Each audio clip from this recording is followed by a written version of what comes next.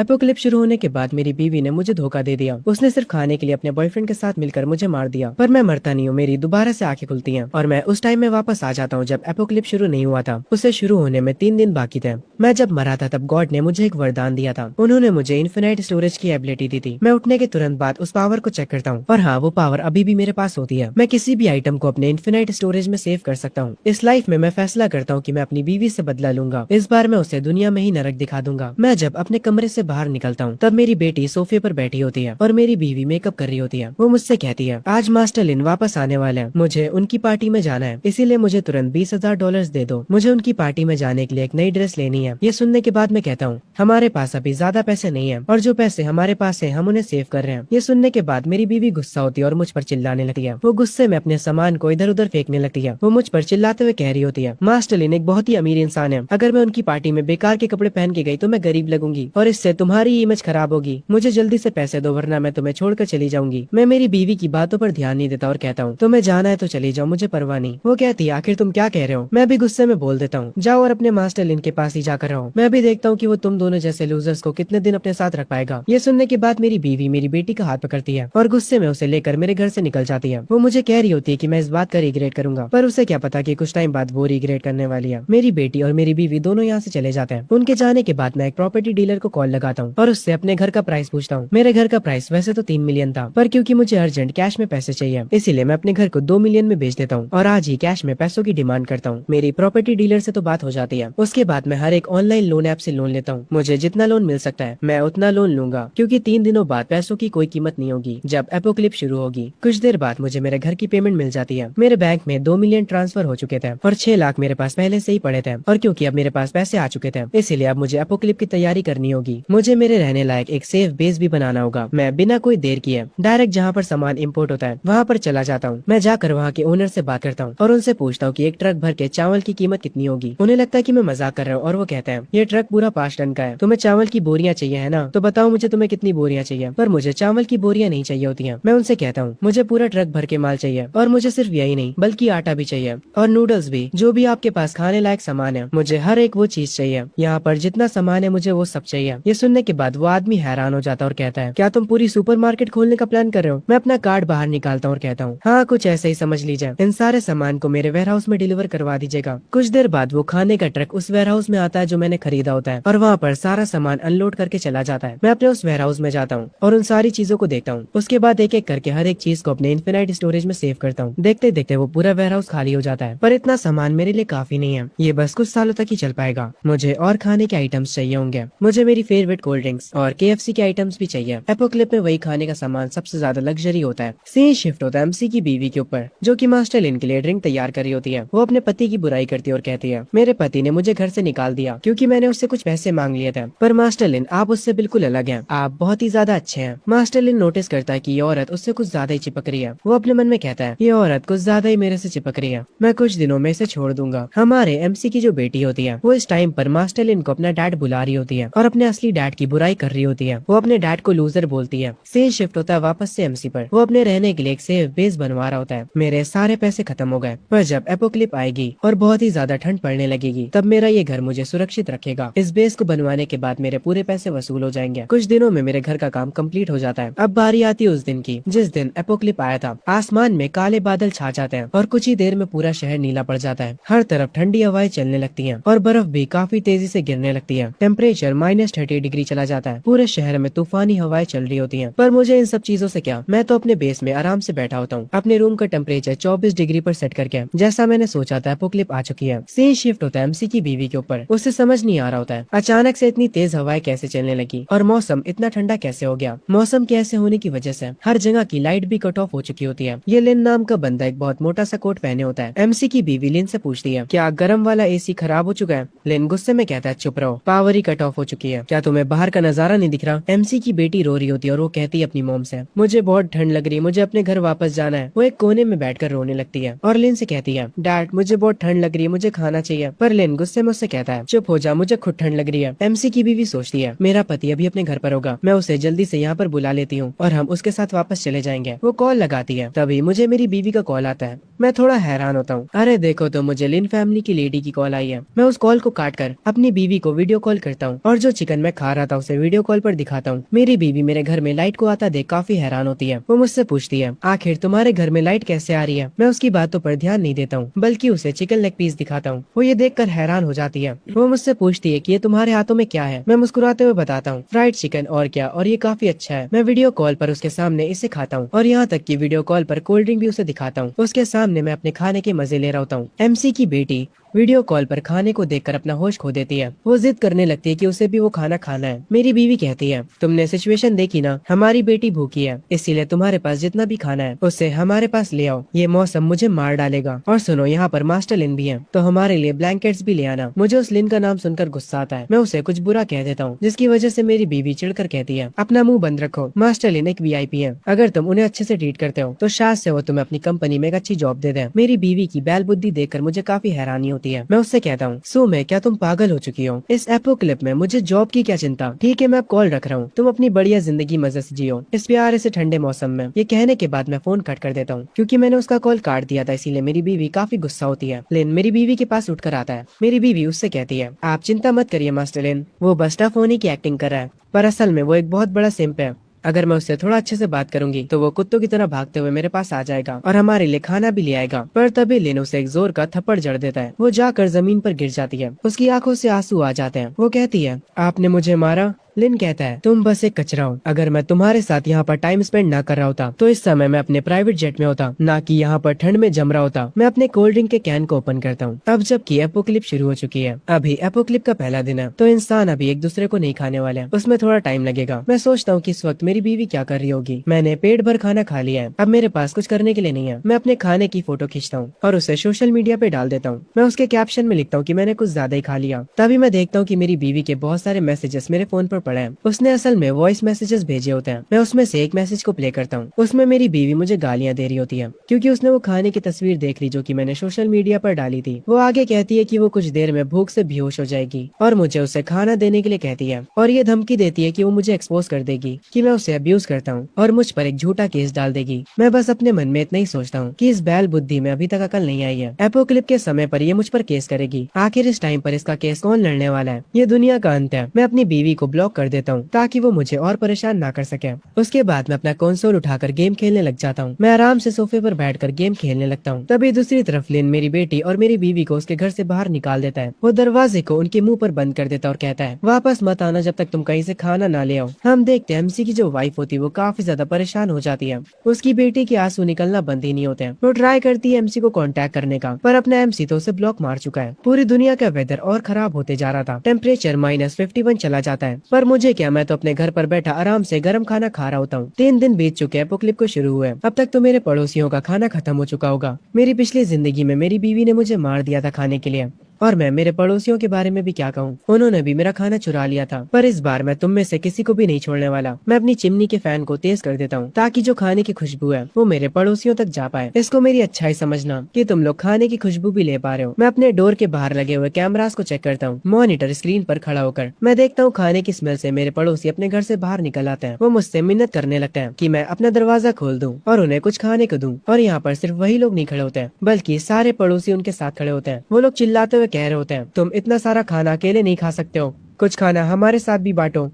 वो लोग कसकर मेरा गेट पीटने लगते हैं, पर मुझे उनकी बातों से कोई भी फर्क नहीं पड़ता और वो इस गेट को तो कभी नहीं तोड़ पाएंगे। मैंने बहुत पैसे खर्चा करे हैं। मेरी पिछली जिंदगी में इन लोगों ने मुझे बेवकूफ बना लिया था और मेरे घर में आकर मेरा सारा खाना ले गए थे। इस बार मैं इनके मजे लेने वाला हूँ। मैं एक स्माइल करता हूँ और गेट के पास जाकर बोलता हूँ, अभी गेट के बाहर कौन खड़ा है? बाहर से मेरे एक पड़ोसी का जवाब आता है, शाओ जैंग, मेरा पोता भी मेरे साथ है, हमें 2 बोरी चावल और थोड़ा मीट दे दो, मेरा पोता काफी भूखा है। ये सुनने के बाद मैं उनसे कहता हूँ, आंटी लिन, असल में मेरे पास भी खाना नहीं है, आप खुद से अपना कोई जुगाड़ कर लीजिए। वो मुझ पर चिल्लाते हुए कहती हैं, तुमने अभी क्या कहा? मैं उनसे कहता हूँ, मैं अपना खाना कुत्तों को खिला दूंगा पर आपको नहीं, और अगर आपने दोबारा से मेरे दरवाजे पर एक और हाथ मारा फिर देखना कि मैं क्या करता हूँ। ये सुनने के बाद वो बाहर से कहती हैं, तुम शाओ जैंग, मुझे लगा था कि तुम एक अच्छे इंसान हो, मुझे यकीन नहीं हो रहा कि तुम ऐसी बातें कर रहे हो। एक बड़ा टैटू वाला बंदा बोलता है, ये बच्चा तो कुछ ज्यादा ही जबान चला रहा है, एक बार जरा दरवाजा खोल और मैं तुझे सिखाता हूँ कि बड़ों के रिस्पेक्ट कैसे करते हैं। वो दरवाजे पर जोर से किक मारता है और सिर्फ एक बार नहीं, वो बार बार उस दरवाजे को मारता है, पर उस दरवाजे दरवाजे पर लात मारने की वजह से वो खुद पीछे जाकर दीवार से टकरा जाता है। वो हैरान होता है कि ये डोर इतना ज्यादा मजबूत है। भाई आखिरकार मैंने उस डोर पर पैसे खर्चा करे। आखिर में सारे पड़ोसी हार मान जाते हैं। वो मुझे बुरा भला कहते हैं और वो कहते हैं क्या वो हमें भूख से मरता हुआ देखना चाहता है। तभी यहाँ पर भागते हुए मेरी बीवी मेरी बेटी को लेकर आ रही होती है। वो मेरे घर के पास आ जाती है और वो काफी खुश होती है। वो गेट पर नॉक करके कहती है शाओ ज़ेंग दरवाजा खोलो। वो टैटू वाला बंदा कहता है ये औरत तो शाओ ज़ेंग की वाइफ है। वो पड़ोसी आंटी आकर उसकी वाइफ से कहती है अरे तुम तो सुमे हो ना, वही औरत जो कि अपने पति को अमीर आदमी के लिए छोड़कर चली गई थी। क्या हुआ, क्या उस अमीर आदमी ने तुम्हें खाना नहीं खिलाया। शाओ ज़ेंग की वाइफ ऑलरेडी रो रही होती है। वो बार बार गेट पर खटखटाती है और रोते हुए माफी मांगती है। वो मेरी बेटी का नाम लगाती है और कहती है कि उसने ये सब उसके फ्यूचर के लिए किया था। मैं डोर के पास आता हूँ और अपनी बीवी से कहता हूँ सुमे मुझे माफ करना, मैं तुम्हें पहले ही ये बात बता दूं कि अब हम लोग साथ में नहीं हैं। और मुझे बताओ तुम वापस क्यों आई हो मेरे पास। मैं मॉनिटर स्क्रीन पर उन सब की हालत देख रहा होता हूँ और मजे से अपनी ड्रिंक को एंजॉय कर रहा होता हूँ। मैं अपने पड़ोसियों से कहता हूँ मेरी बात सुनो तुम लोग, मैं तुम्हें बताता हूँ मेरी जो ये एक्स वाइफ है वो मुझे लिन फैमिली के अमीर आदमी के लिए छोड़कर गई थी और अब देखो मेरे पास वापस आ गई। तुम्हें पता वो लिन नाम का बंदा बिलियनर है, उसका घर पूरा खाने से भरा पड़ा है। मेरी बीवी वहाँ पर 3 दिन उसके साथ रही, इसीलिए मैं पक्के तरीके से कह सकता हूँ कि मेरी बीवी के बैग में खाने का सामान होगा। एक बार तुम लोग उसके बैग को तो देखो, वो कितना ज्यादा भरा लग रहा है। मेरे ये कहते ही सारे पड़ोसियों की नजर मेरी बीवी के बैग पर जाती है। मैं उन सबको बताता हूँ कि उसमें खाने का बहुत टेस्टी सामान हो सकता है। उन सब की नजरों में भूख दिख रही होती है और वो लोग किसी पागल ज़ॉम्बी की तरह मेरी बीवी के पास जाने लगते हैं। वो उसे पकड़कर उसका बैग छीन लेते हैं, पर जब वो लोग बैग को चेक करते हैं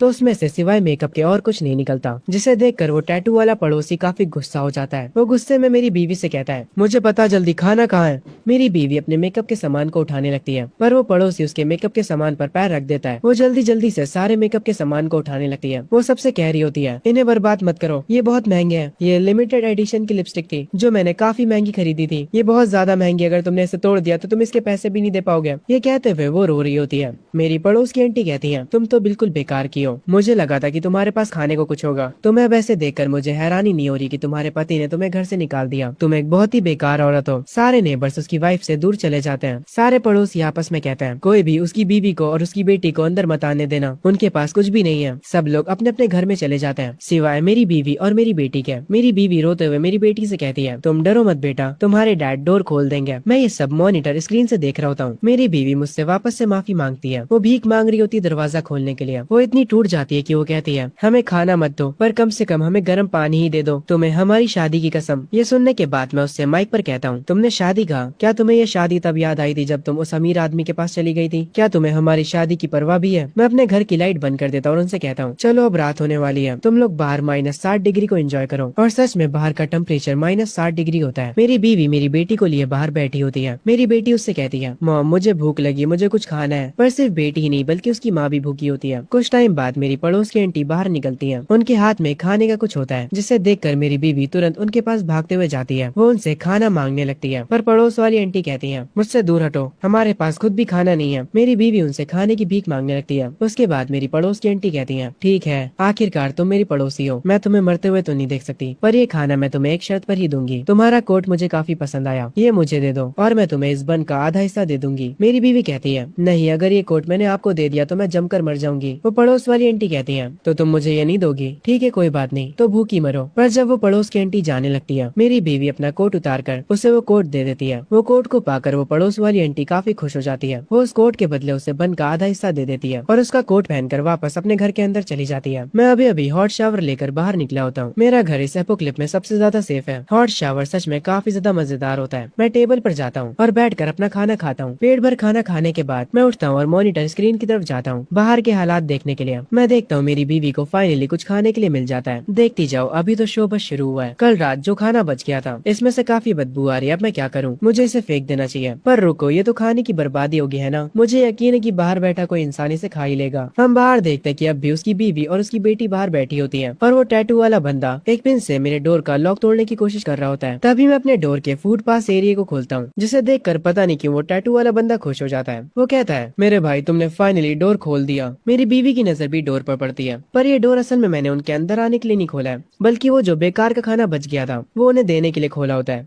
वो खाना बाहर फेंक कर मैं उनसे कहता हूँ ये खाना सड़ चुका है, तो क्या तुम मेरे लिए इसे कूड़े में डाल दोगे? उस खाने की पन्नी फट जाती है। और वो खाना जमीन पर गिर जाता है। पड़ोसी लोग और मेरी बीवी इतने ज्यादा भूखे होते हैं कि वो जमीन पर गिरे खाने पर भी टूट पड़ते हैं और उस खाने के लिए आपस में लड़ने लगते हैं। मैं ये सारा नजारा अपनी स्क्रीन पर देख रहा होता हूँ। मैं अपनी ड्रिंक का ग्लास उठाता हूँ और ये सब देखते हुए मस्त उसे एंजॉय करता हूँ। इन्हें ऐसे आपस में लड़ता देख मुझे काफी मजा आ रहा था। सुमे, तुमने मुझे पिछली जिंदगी में मार दिया था, अभी तो बस शुरुआत हुई है। वो जो खाना मैंने बाहर फेंका था उसे खत्म करने के बाद सारे पड़ोसी अपने घर चले जाते हैं और मेरी बीवी के हाथ बस एक हड्डी लगती है। वो उसे मेरी बेटी को देते हुए कहती है, ये लो, इसे खा लो, ये चिकन की बोन है। और भूख के मारे मेरी बेटी उसे खाने भी लगती है। मेरी बीवी अपने मन में सोचने लग जाती है, उसने विंडो ओपन करी थी और खाने को मेरे सामने फेंका। इसका मतलब है कि वो अभी भी मेरी केयर करता है। पागल हो गई ये औरत भूख के मारे। आगे वो कहती है, पक्का मेरे पति को डर था कि पड़ोसी मुझसे खाना ना चुरा ले, इसीलिए उसने खाने को कूड़े की तरफ फेंका। पक्की बात है वो मुझे सिग्नल भेज रहा है। हाँ नहीं, मुझे समझ आ गया कि तुम्हारा क्या मतलब है। क्या तुम मुझसे अभी भी गुस्सा हो? वो चिकन की बोन काफी टेस्टी थी। मुझे पता कि वो तुमने हमारी बेटी के लिए भेजा था। मेरी बीवी जो बाहर ये सब खड़े कह रही होती है, मुझे इसका अंदाजा भी नहीं होता क्योंकि मैं अपने घर के अंदर बैठकर आराम से गेम खेल रहा होता हूँ। मेरा सारा ध्यान गेम पर होता है। थोड़ी देर बाद मैं गेम को बंद कर देता हूँ और डोर पर आता हूँ। ऐसा नहीं था कि मैंने अपनी बीवी की बातें नहीं सुनी, मुझे लगता कि वो बस पागल हो चुकी है। मैं डोर के पास खड़े होकर उससे कहता हूँ, सुमी, क्या ठंड के मारे तुम्हारा दिमाग खराब हो चुका है? वो बस कचरा था जो कि मैंने बाहर फेंका, वो कोई सिग्नल नहीं था, इसीलिए डेल्यूजनल होना बंद करो। मेरी बीवी इसके जवाब में कहती है, नहीं, तुम झूठ बोल रहे हो, तुम अभी भी मुझसे प्यार करते हो, तुम बस अभी गुस्से में हो, नाटक करना बंद करो। और अगर सच में तुम मुझसे प्यार नहीं करते तो दरवाजा खोलो और मेरी आंखों में देख कर कहो, ऐसा हो ही नहीं सकता कि तुम मुझे छोड़ दो। मैं उसे स्क्रीन के पास बैठकर देख रहा होता हूँ और उससे कहता हूँ, तुम्हें बस वो अमीर आदमी चाहिए था, तुमने बस मुझे बैकअप की तरह ट्रीट किया। और तुम्हारी बेटी भी बिल्कुल तुम्हारे जैसी है, उसे भी लिन को अपना डैड बनाना था, तब तुम्हें मेरा प्यार याद नहीं आया। अब मुझे तुम्हारी कोई परवाह नहीं है, पर रिलैक्स रहो, मैं तुम्हारी जान नहीं लूंगा, जाकर अपनी जिंदगी जियो। मैं अपनी ड्रिंक को उठाता हूँ और कहता हूँ, बस तुम मेरी जिंदगी को बेहतर होते हुए देखो। मैं उस ड्रिंक को पूरा पी जाता हूँ। बाहर से मेरी बीवी कहती है, ऐसा हो ही नहीं सकता कि तुम मुझसे प्यार नहीं करते हो।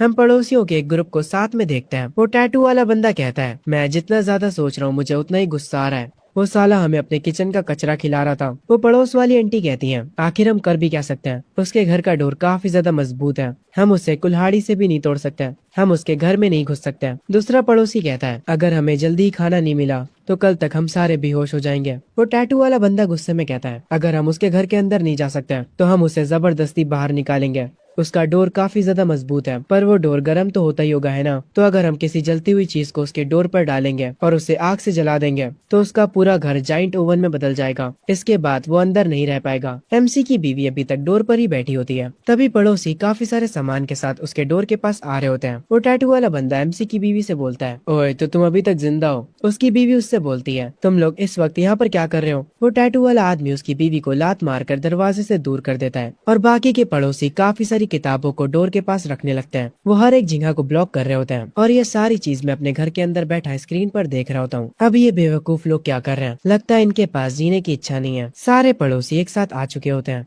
वो टैटू वाला बंदा कहता है, क्योंकि तू दरवाजा नहीं खोल रहा है इसीलिए मरने के बाद हमें ब्लेम मत करना। ये कहते हुए वो टैटू वाला बंदा अपना लाइटर जलाता है और उसके डोर के आगे आग लगा देता है। वो बाहर से चिल्ला रहा होता है, चलो देखते तुम कब तक छुप कर रहोगे अंदर। मेरी बीवी भी पता नहीं क्यों आग लगता देख काफी खुश होती है, पर इन लोगों को कौन समझाए। मैंने ऑलरेडी हर एक चीज की तैयारी कर रखी है। मैंने जिस वाटर सप्लाई को अपने इन्फिनाइट स्टोरेज में सेव करके रखा था, मैं उसे बाहर निकालता हूँ और उसे फ्रीजिंग गन से कनेक्ट कर देता हूँ ताकि वो पानी बर्फ बनकर बाहर निकले। मैं उस गन को अच्छे से सेट कर लेता हूँ। मेरे पास इतना ज्यादा पानी है कि मैं 5-6 जिंदगियां जी सकता हूँ। अब मैं इस पानी को -60 डिग्री की बर्फ में बदल दूंगा। अब मैं इन लोगों को जाकर बताता हूँ कि मुझसे क्यों दूर रहना चाहिए था। हेलो मेरे पड़ोसियों, क्या तुम्हें मेरी आवाज सुनाई दे रही है? काफी टाइम हो गया तुम सबको नहाए हुए, है ना? मेरी आवाज सुनकर सारे पड़ोसी डोर के पास आने लगते हैं। मैं विंडो को खोलता हूँ और अपनी आइस गन को आगे करता हूँ और उस गन को अपने पड़ोसियों पर चला देता हूँ। काफी तेज बर्फ निकलती है जो मेरे पड़ोसियों को दूर तक उड़ा देती है। पूरी जगह फ्रीज हो चुकी होती है। वहाँ पर सब ठंड के मारे कांपने लगते हैं। मैं उन सबको स्क्रीन पर देख रहा होता हूँ। उसके बाद मैं आराम से दोबारा से खाने बैठ जाता हूँ। मैं अपने खाने के पूरे मजे ले रहा होता हूँ। उसके बाद मैं अपना गेमिंग कंसोल उठाता हूँ।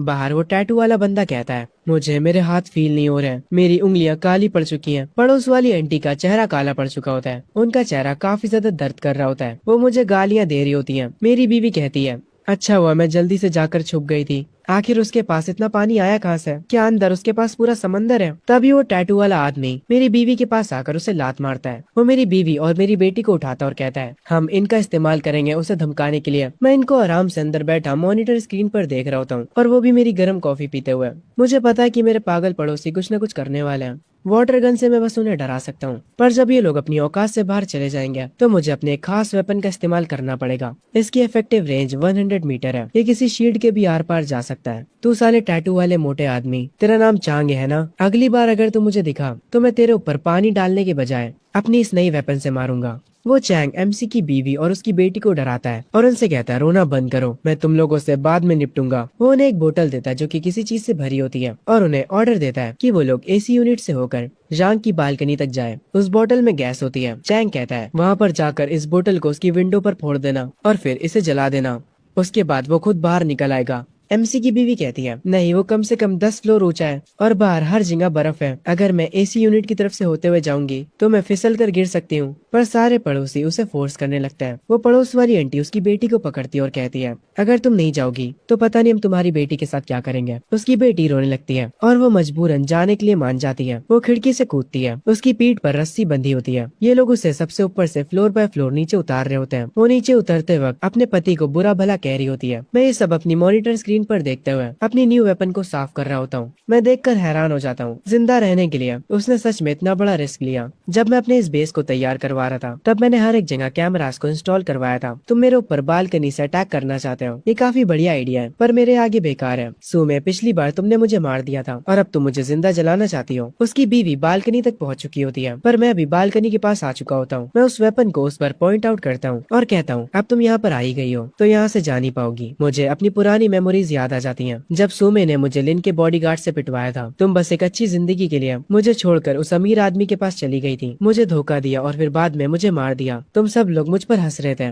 मैं वहाँ पर बर्फ में लेटा मर गया था, पर इस बार मैं तुम में से किसी को भी नहीं छोड़ूंगा। एमसी की बीवी लाइटर जलाते हुए कहती है, ये सब तुम्हारी गलती है, तुमने मुझे ये करने पर मजबूर किया है। तुम मेरे लिए डोर नहीं खोल रहे थे, इसीलिए अब मैं तुम्हें जिंदा जला दूंगी। मैं उसके सामने अपने न्यू वेपन को करता हूँ और कहता हूँ, तुम्हें मारना मेरे लिए बहुत आसान है, पर मैं तुम्हें जिंदा रखना चाहता हूँ। मैं चाहता हूँ कि तुम धीरे धीरे डर और पछतावे में सड़ो। मैं बालकनी की विंडोज को ओपन करता हूँ और अपने वेपन के साथ उसके ऊपर पॉइंट आउट करता हूँ। मैं बिना किसी मर्सी के अपनी बीवी पर फायर कर देता हूँ। वहाँ के जो पड़ोसी होते हैं वो उसकी बीवी को ऊपर खींच लेते हैं। वो उस पर गुस्सा करते हैं जबकि वो काफी ज्यादा इंजर्ड होती है। हम कुछ टाइम बाद का सीन देखते हैं। अब उस औरत की इंजरी थोड़ी ठीक हो चुकी होती है। पड़ोस वाली आंटी कह रही होती है, तुम तो कोई काम की नहीं हो। एमसी की वाइफ अपने मन में सोच रही होती है, उसने मुझे ऑलमोस्ट मार ही दिया था। वो उन पड़ोसियों से कहती है, मैं अब वापस नहीं जाने वाली, तुम लोग भले ही मुझे मार दो। इनकी ये सारी बातें चैंग सुन लेता है। वो आते ही एमसी की वाइफ को लात मारता है। वो उन्हें यहाँ से ले जाने लगता है और कहता है, आज से तुम लोग फ्लोर पर नहीं सोगे बल्कि बाथरूम में सोगे। तुम्हारे जैसे निकम्मे लोग वहीं पर बिलोंग करते हैं। चैंग उन्हें बाथरूम में फेंक जाता है। एमसी की वाइफ के मन में पुरानी यादें चलने लगती हैं। जब उसका पति उसको शॉपिंग पर ले जाया करता था, वो उसका ख्याल रखता, उससे अच्छा अच्छा खाना खिलाता। ये सब याद आने के बाद उसकी आंखों से आंसू आने लगते हैं। मैं अपने रूम में बैठा सेब खा रहा होता हूँ। मैं अपना फोन बाहर निकालता हूँ ये चेक करने के लिए कि जो हमारा पड़ोसियों का ग्रुप है उस पे क्या चल रहा है। मुझे वही पड़ोस वाली आंटी का वॉइस नोट आया होता है। वो उस मैसेज में सारा इल्जाम मेरी बीवी के ऊपर डाल देती हैं और जो कल रात हुआ उसे एक मिसअंडरस्टैंडिंग बताती हैं। और ऐसे ही सारे पड़ोसी भी बहाना बना रहे होते हैं। वो कल रात का सारा इल्जाम मेरी बीवी के ऊपर डाल रहे होते हैं। वो लोग ये कह रहे होते हैं कि मेरे लिए वो लोग मेरी बीवी को सबक सिखाएंगे। मैं अपने फोन को बंद करता हूँ और सोचता हूँ, ये लोग थोड़ा सा खाना पाने के लिए कितना गिर चुके हैं। उन लोगों ने मुझे जिंदा जलाने की कोशिश करी और अब वो लोग उस बात को मिसअंडरस्टैंडिंग कह रहे हैं और सारा इल्जाम मेरी बीवी पे लगा रहे हैं। जैंग की बीवी अपनी बेटी को गले लगाकर बैठी होती है। चैंग अपना फोन चेक करते हुए कहता है, जैंग हमारे ऊपर भरोसा नहीं कर रहा है। तभी वो पड़ोस वाली आंटी कहती है, तो हमें उससे कुछ और दिखाना होगा। वो सबसे ज्यादा नफरत अपनी बीवी से करता है। उसकी बीवी को उसके डोर के पास ले जाते हैं और वहाँ उसे मारना शुरू करते हैं। अगर वो खुश होता है तो कम से कम वो हमें बचा कुचा खाना दे ही देगा। चैंग उसकी बीवी को उसके बालों से पकड़ता है। वो चिल्लाती है और उसे छोड़ने के लिए कहती है, पर चैंग उसकी नहीं सुनता। वो उसे उसके डोर तक ले जाने लगता है और कह रहा होता है, अपने पति से माफी की भीख मांगो। अगर तुम्हें रोता हुआ देख वो खुश होता है तो वो कम से कम हमें कुछ खाना दे देगा। चैंग चिल्लाते हुए जैंग के डोर के पास कहता है, जरा इस औरत को देखो, इसने ही तुम्हें धोखा दिया था। हम तुम्हारी मदद करेंगे इसे सबक सिखाने में, बस हमें इसके बदले थोड़ा सा खाना दे दो और हम आज रात इसका पैर तोड़ देंगे। वो पड़ोस वाली आंटी उसकी बीवी को एक डंडे से मारती है और उसे बार बार मारे जा रही होती है। उसकी बीवी दर्द से चिल्लाती है। वो रोते हुए माफी मांगती है और जैंग से उसे बचाने के लिए कहती है, पर मैं तो अंदर बैठा आराम से सेब खा रहा होता हूँ। मैं उस सेब को कचरे में फेंकता हूँ और मॉनिटर स्क्रीन की तरफ देखता हूँ। फिर मैं डोर के पास जाता हूँ और उन लोगों से कहता हूँ, तुम उसका पैर तोड़कर क्या ही साबित कर लोगे? तुम लोगों ने मुझे जिंदा जलाने की कोशिश करी थी और अब तुम लोगों को लगता है कि मैं इसके बदले तुम्हें खाना दूंगा। आखिर में मेरे पड़ोसी हार मान जाते हैं। हम देखते हैं जैंग की वाइफ सो रही होती है। उसे सोता देख वो पड़ोस वाली आंटी कहती है, ये औरत पूरी यूजलेस है, ये हमारे कोई भी काम नहीं आने वाली। हमें कुछ और करना होगा क्योंकि जैंग को लोगों को दर्द में देखने में मजा आता है। तो चलो उसे कुछ और दिखाते हैं। हम इस बार उसकी बेटी का इस्तेमाल करेंगे। उसकी बेटी से उसके डोर के सामने भीख मंगवाते हैं। शायद वो वो इस पर तरस खाकर हमें कुछ खाने को दे दे। वो पड़ोस वाली आंटी उसकी बेटी को जबरदस्ती जैंग के डोर के पास ले जाती है और उससे मदद की भीख मांगने को कहती है। उसकी बेटी भी माफी मांगने लगती है। रोते हुए वो अपने डैड को पुकारती है। वो कह रही होती है, मुझे माफ कर दो पापा, मुझे बहुत दर्द हो रहा है, मुझे अंदर आने दो। पड़ोस वाली आंटी उस लड़की को और ज्यादा फोर्स करने लगती है और उस पर चिल्लाए जा रही होती है। मैं ये सब स्क्रीन पर देख रहा होता हूँ। मेरी बेटी अभी भी डोर के पास खड़ी होकर मुझसे माफी मांग रही थी। मैं एक चिप्स का पैकेट लेकर आता हूँ और उसे खाने लगता हूँ। असल में मेरी बेटी भी मुझे नीचा दिखाया करती थी। वो मुझे लूजर कहती थी, जबकि मैं उसकी इतनी केयर करता था। और वो बिना किसी देर के उस अमीर आदमी को अपना डैड बनाने के लिए तैयार हो गई। खैर थोड़ी देर बाद मुझे उसकी आवाज मेरे कानों में चुभने लगती है। मैं उठता हूँ और जाकर विंडो खोलता हूँ। मैं उन लोगों से बोलता हूँ कि अब चुप हो जाओ, तुम्हारी वजह से मेरे सर में दर्द होने लगा। चैंग मुझे देखकर खुश हो जाता है। वो मुझसे खाना मांगता है। मैं जो इन लोगों की आवाज से परेशान हो चुका था, उन चिप्स को जो मैं खा रहा था, उन्हें बाहर जमीन पर फेंक देता हूँ। वो लोग तुरंत भागते हुए आते हैं और उसे उठाने लगते हैं जैसे कोई जानवर हो। तभी उस लड़की की माँ वहाँ पर आ जाती है। वो डोर पर अपनी बेटी को लेकर बैठ जाती है। तभी यहाँ पर किसी को आता देख चैंग अपने हाथ में कुल्हाड़ी उठा लेता है। पर तभी हम देखते हैं यहाँ पर लिन फैंग आ जाता है, वही अमीर आदमी जिसके लिए जैंग की बीवी ने उसे छोड़ा था। उसे देखते ही पड़ोस की आंटी उसे पहचान जाती है। लिन फैंग के बॉडीगार्ड्स के हाथों में बैग्स देखकर चैंग उसकी तरफ आता है और उससे पूछता है, तुम आखिर हमारी बिल्डिंग में क्या करने आए हो? वो सब छोड़ो, क्या तुम्हारे बैग में खाना है? तुम्हारे पास जो कुछ भी है मुझे दे दो, वरना अच्छा नहीं होगा। चैंग से ये सुनने के बाद लिन फैंग डायरेक्ट अपनी गन निकालता है और उसे उस पर पॉइंट आउट करते हुए कहता है, अच्छा वो मेरे वेयर हाउस में गन्स पड़ी थी, तो क्या बोल रहा था तू? मैं जब यहाँ पर आ रहा था तो मैंने बाकी लोगों से उनका खाना छीना और तू साले मुझसे ही मेरा खाना छीनने की कोशिश कर रहा था। लिन को देखकर जैंग की बीवी खुश हो जाती है और वो कहती है, मुझे लगा ही था मास्टर लिन आप मुझे बचाने जरूर आएंगे। लिन कुछ खाने के लिए निकालता है। जैंग की बीवी को लगता है कि वो उसके लिए है, पर लिन उसे खुद खाने लगता है। वो उससे कहता है, मुझसे कोई खाने की उम्मीद मत रखना, मैं यहाँ पर कुछ वफादार कुत्ते ढूंढने के लिए आया हूँ जो कि मेरी मदद कर सके। मैंने सुना कि जैंग ने काफी ज्यादा खाना स्टोर करके रखा है, जो भी मेरी मदद करेगा उसका दरवाजा तोड़ने में मैं उसे खाना दूंगा। ये सुनने के तुरंत बाद चैंग अपनी कुल्हाड़ी फेंक कर तुरंत घुटनों पर आ जाता है। वो लिन को अपना मास्टर मान लेता है और उसकी मदद करने के लिए तैयार हो जाता है। लिन ये देखता है, फिर वो जो खा रहा था उसे जैंग की बीवी को दे देता है। वो कहता है, मैं कभी भी अपनी औरतों को नहीं भूलता हूँ। जैंग की बीवी डोर के बाहर से चिल्लाते हुए कहती है, मुझे अब तुम्हारी कोई जरूरत नहीं है, मास्टर लिन मुझे बचाने आ गए। पहले मुझे इस औरत के लिए बुरा लग रहा था, पर ये तो एक नंबर की पलटू निकली। जब लिन देखता है कि जैंग की बीवी उसे गालियां दे रही है, तब वो जोरों से हंसने लगता है। मैं अंदर बैठकर स्क्रीन पर ये सब देख रहा होता हूँ, तो तुमने अपना असली रंग दिखाई दिया। अगर तुम लोग मुझे परेशान करने का इरादा बना ही चुके हो, तो मैं भी कोई कसर नहीं छोड़ने वाला। लिन के बॉडीगार्ड्स दरवाजे पर कुल्हाड़ी से मारने लगते हैं उसे तोड़ने के लिए। लिन उनसे पूछता कि और कितना टाइम लगेगा, पर ये दरवाजा टूटने का नाम ही नहीं ले रहा था। लिन उनसे कहता है, तुम लोग बकवास करना बंद करो और दरवाजे को तोड़ने पर ध्यान दो। वो लोग वापस से दरवाजा तोड़ने में लग जाते हैं, पर उससे कुछ भी नहीं होता। थोड़ी देर बाद चैंग आकर दरवाजे के पास कहता है, जैंग मिस्टर लिन के पास तुम्हें मारने के बहुत सारे तरीके हैं। अगर तुम्हारे अंदर थोड़ा सा भी दिमाग है तो चुपचाप बाहर आ जाओ और मिस्टर लिन से अपनी जान की भीख मांगो। मुझे इनकी ये बात सुनकर गुस्सा आता है। मैं उस दरवाजे की एक विंडो को खोलता हूँ और अपना वेपन उठा लेता हूँ और डायरेक्ट उसे फायर कर देता हूँ। वो एरो जो मैंने फायर किया था वो सीधा जाकर चैंग को लगता है। ये देखकर सब हैरान हो जाते हैं। जैसे ही उन्हें पता चलता है कि मेरे पास क्रॉसबो है तो वो तुरंत छुपने लग जाते हैं। वो लोग गेट के सामने से भागने लगते हैं। मैं दरवाजे के अंदर से कहता हूँ, जो मैंने अभी किया वो बस एक वार्निंग थी। अगर तुमने मेरे दरवाजे को दोबारा से छुआ तो अगली एरो जो कि मैं फायर करूंगा वो सीधा तुम्हारे सर पर लगेगी। लेन बाहर खड़ा ये सब सुन रहा होता है। मैं उससे कहता हूँ, लेन अगर तुम्हें लंबा जीना है तो यहाँ से चले जाओ। उसके बाद मैं अपना फोन निकालता हूँ और सोफे पर बैठ जाता हूँ और जो खाना मैं खा रहा था उसके साथ अपनी एक फोटो लेता हूँ ताकि मैं उसे ऑनलाइन पोस्ट करके अपने पड़ोसियों की ओर जला सकूं। मैं उस पोस्ट के साथ एक वॉइस नोट छोड़ता हूँ जिसमें मैं कहता हूँ, अकेले खाना खाना कितना लोनली होता है। मेरे पास इतनी सारी ड्रिंक्स हैं पर मेरे साथ कोई पीने वाला नहीं है। ऑफ कोर्स ये बात मैं उनकी जलाने के लिए कह रहा हूँ। मैं सोच रहा हूँ कि आज रात कितने लोग भूखे सोएंगे। वो पोस्ट बाहर बैठे जैंग की बीवी देखती है। वो खाने को देखकर हैरान हो जाती है। वो चिल्लाते हुए कहती है, ये तो बहुत ही टेस्टी बाहर का खाना खा रहे हैं। लिन जैंग की बीवी से उसका फोन छीनता है और जब वो उसे एक महंगी शराब पीते हुए देखता है तो लिन अपना कंट्रोल खो देता है और वो चिल्लाते हुए कहता है, ये बंदा मेरी सबसे फेवरेट शराब पी रहा है जो कि अभी मेरे पास भी नहीं है। चैंग भी उस पोस्ट को देखता है। वो भी काफी भूखा होता है। उस पोस्ट को देखने के बाद उसके मुंह से पानी आ रहा होता है। वो कहता है, ऐसे खाने की एक बाइट के लिए मैं मरने को भी तैयार हूँ। जैंग की बीवी जो कि कुछ समय पहले चुपचाप बैठी थी वो अपना कंट्रोल खो देती है। उसकी आंखों में आंसू होते हैं। वो कहती है, जैंग ये सब तुम सह कर रहे हो, तुम्हारे अंदर बिल्कुल भी दिल नहीं है, तुम खा कर मर क्यों नहीं जाते? बाहर ये सब लोग मेरी बुराइयां कर रहे होते हैं पर मुझे क्या, मैं तो आराम से बैठकर अपने शाही खाने के मजे ले रहा होता हूँ। मेरी बीवी को ये चीज नहीं पता पर उसे गुस्से में देखकर मुझे मजा आ रहा है। तभी मुझे मेरी पहली गर्लफ्रेंड का मैसेज आता है जो कि मेरे कॉलेज के दिनों में मेरे साथ थी। वो मुझसे कहती है, मैंने तुम्हारी फोटो देखी खाने के साथ, तुम काफी अच्छा कर रहे हो। ये देखकर मुझे खुशी हुई। अभी पता नहीं क्या क्या चल रहा है, मैं काफी डरी हुई हूँ। पर अगर मैं सच कहूँ तो मैं हमारे उस कॉलेज के प्रॉमिस को नहीं भूली हूँ। पहले तुम हमेशा कहा करते थे कि जब तुम बहुत सारे पैसे कमा लोगे तो मुझे बहुत लग्जरी खाना खिलाने ले चलोगे। मुझे ये सुनकर काफी गुस्सा आता है और एक पुरानी याद मेरे सामने आ जाती है। असल में मेरी गर्लफ्रेंड बहुत ज्यादा अमीर थी। जब मैंने उससे शादी के लिए कहा था तो उसने मुझे मना कर दिया था, ये कहकर कि वो एक गरीब के साथ नहीं रह सकती। ये एक गोल्ड डिगर लड़की कौन से प्रोमिसेस की बात कर रही है। मैं सोफे सोफे पर बैठकर देखता हूँ मेरी एक्स गर्लफ्रेंड ने मुझे कई सारे वॉइस नोट्स भी भेजे हैं। मैं अकेले इन नोट्स को नहीं सुनना चाहता, इसीलिए मैं इन नोट्स को अपनी बीवी के साथ सुनूंगा। मैं अपने डोर पर जाकर अपनी बीवी को आवाज देता हूँ और कहता हूँ, सो मैं यहाँ पर आकर सुनो कि टॉप पर आने का क्या मतलब होता है। मैं उन नोट्स को प्ले करता हूँ जिसमें मेरी एक्स गर्लफ्रेंड मुझसे माफी मांगती है क्योंकि उसने मुझे पहले हर्ट करा था, इसीलिए वो शांत आवाज में उन सारी चीजों की माफी मांगती है। मेरी बीवी बाहर से बैठकर ये सब सुन रही होती है, उसके चेहरे पर गुस्सा साफ नजर आ रहा होता है। मेरी एक्स गर्लफ्रेंड उन मैसेजेस में कुछ पुरानी मेमोरीज याद दिला रही होती है कि कैसे हम साथ में टाइम स्पेंड किया करते थे। खैर अब मैं फाइनली अपनी एक्स गर्लफ्रेंड को रिप्लाई करता हूँ और उससे कहता हूँ, तुम्हारी एक्टिंग ऑस्कर डिजर्व करती है। सो मैं तुमने वो सब सुना ना, तुमने देखा ना अच्छी लड़कियां कैसे माफी मांगती हैं, ना कि तुम्हारी तरह गुस्सा करती हैं और चिल्लाती हैं। ये सुनकर मेरी बीवी कहती है, ये किस लड़की की आवाज थी जो तुमने मुझे फोन पर सुनाई? वो मेरे डोर के पास आकर कहती है, जैंग क्या तुम्हारे साथ कोई लड़की भी है? वो कुतिया कौन है जो कि तुम्हारे साथ है? उससे कहो कि वो अभी यहाँ से निकल जाए, मैं तुम्हारी वाइफ हूँ। मैं मेरी बीवी को ऐसे गुस्से में देखकर स्माइल करता हूँ। मेरी एक्स गर्लफ्रेंड के और भी मैसेजेस पड़े थे, मैं उन्हें प्ले करता हूँ। वो मुझे बताती है कि वो मेरी बिल्डिंग के बाहर है। वो आगे कहती है कि उसकी मदद सिर्फ मैं ही कर सकता हूँ और अगर मैं उसे बचा लेता हूँ तो वो मेरे लिए कुछ भी करेगी, कुछ भी।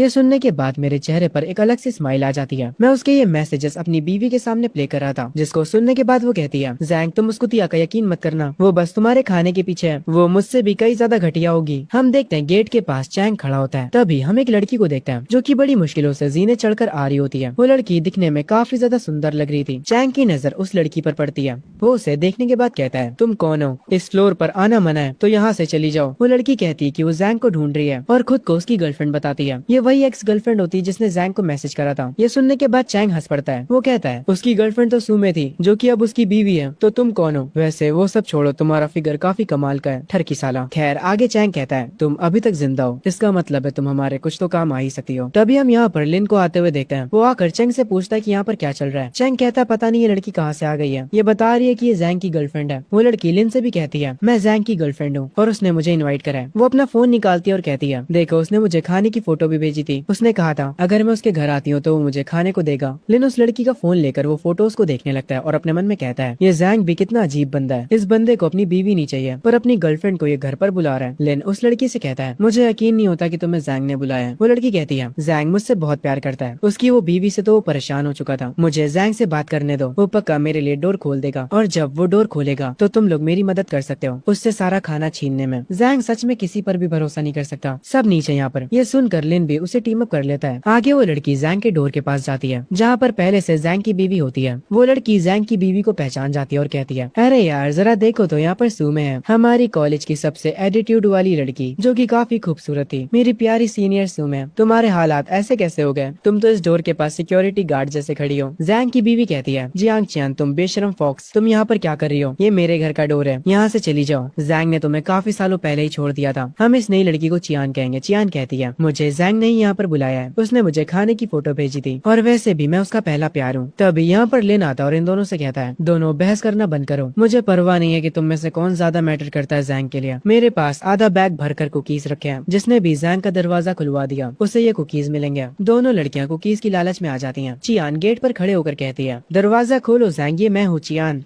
मुझे पता है कि तुम मुझे देख रहे हो, चलो हम लोग साथ में रहा जाएगा। तुम्हें मुझे डांस करते हुए देखना पसंद है ना? अगर तुम मुझे अपने साथ रख लेते हो तो मैं तुम्हारे लिए रोज डांस करूंगी। ये कहते हुए वो चियान अपना कोट उतार देती है और कैमरा के सामने डांस करने लगती है, जिसे देखकर जैंग की बीवी कहती है, चियान तुम सच में मेरे हस्बैंड को सेड्यूस कर रही हो? मैं इन सब की बकवास अपने कमरे में बैठकर देख रहा होता हूँ सेब खाते हुए। मेरा पहला प्यार जो कि मेरी एक्स है और मेरी बीवी, ये दोनों ही पागल है, मुझे ये दोनों पसंद कैसे आ गयी? मैं सच में पहले अंधा था। मैं माइक पकड़कर बाहर कहता हूँ, चियान अब बस भी करो, तुम्हारा डांस किसी ज़ॉम्बी से भी बेकार है। तुमने मेरा पूरा नाश्ते का मजा बिगाड़ दिया क्योंकि लिन ने तुम्हें कुकीज देने का वादा किया है। मेरे पास एक फूड कैन रखा है जो कि एक्सपायर हो चुका है। तुम में से जिसने भी मुझे ज्यादा एंटरटेन किया मैं उसे ये कैन दे दूंगा। ये सुनकर दोनों खुश हो जाती हैं और उस खाने के लालच में आ जाती हैं। चियान डोर के पास जाती है और कहती है, तुम्हारी बीवी एक नंबर की कुतिया है, ये तुमसे गद्दारी कर रही है, ये चाहती है कि तुम दरवाजा खोलो ताकि ये लिन के साथ मिलकर तुम्हें मार सके। ये सुनकर जैंग की बीवी के एक्सप्रेशंस बदल जाते हैं। वो गुस्से में कहती है, ये कमीनी झूठ बोल रही है, जैंग तुम इसकी बातों में मत आना, ये बस एक पागल लड़की है। ये सुनने के बाद चियान कहती है, तुमने मुझे गुस्सा दिला दिया, क्या तुम लड़ना चाहती हो? मैं वैसे भी बहुत समय से तुमसे नफरत करती थी। चियान जैंग की बीवी के बाल पकड़ती है और उसे जमीन पर गिरा देती है और फिर उसे बहुत मारती है। वो ऊपर देखते हुए हंसती है। मैं अपनी ड्रिंक पीते हुए उनसे कहता हूँ, तुम सब कितने गद्दार हो यार, पहले तुम लोगों ने मिलकर मुझे मारने का प्लान किया पर अब थोड़े से खाने के लिए एक दूसरे को मारने के लिए तैयार हो गए। चियान बहुत बुरी तरह से जैंग की बीवी को मार रही होती है। वो उसके मुंह से खून तक निकाल देती है। वो ऊपर देखते हुए जैंग से कहती है, मैंने इसे अच्छी तरह से मारा है, मैं आपके लिए कुछ भी करने को तैयार हूँ, कुछ भी। ये लड़की बार बार इतना कुछ भी पे क्यों फोकस कर रही है। खैर मैं अंदर बैठा होता हूँ और अपनी ड्रिंक को टेबल पर रखता हूँ और कहता हूँ, तुमने अच्छा करा। मैं उस कैन को उठाता हूँ और उसे डोर पर ले जाकर विंडो खोलता हूँ और उस खाने के कैन को बाहर फेंक देता हूँ। मैं कहता हूँ, चियान तुम फाइट करते वक्त बहुत ही गंदी दिख रही थी, मुझे तुम पसंद नहीं आई और तुम इतनी खुश क्यों हो रही हो। मैं ये खाना लिन को दे रहा हूँ, अगर तुम्हें ये चाहिए तो उससे भीख मांगो।